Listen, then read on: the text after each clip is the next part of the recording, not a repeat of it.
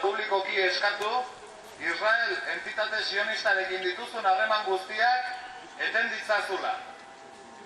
Se lo exigimos porque nos negamos a resignarnos y a ser obligados a ser cómplices de hombres, niñas y ancianos palestinos asesinados. Nos negamos a ser cómplices con un genocidio que dura ya más de 50 años, del holocausto israelí-sionista contra el pueblo sionista. Horregatik eskatzen dugu boikot osoa entitate sionistari. Ez dugulako horren konplizeak izan nahi.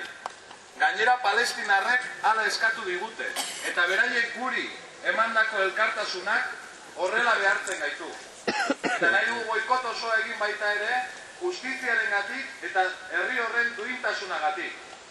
Eta boikota dalako borroka eredu bat, herrien arteko elkartasuna indartzen duena.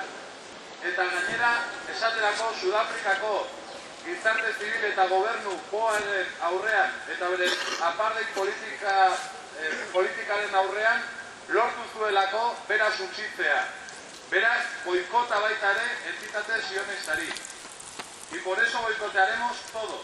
A los políticos que mantienen relaciones, a los medios que informan de la normalidad y buen hacer de Israel, a los técnicos y científicos que intercambian tecnología y conocimientos con los sionistas, porque, aunque solo sean civiles, a los artistas que colaboran para crear belleza y emociones. Utzi nahi ditugu argi bi gauza.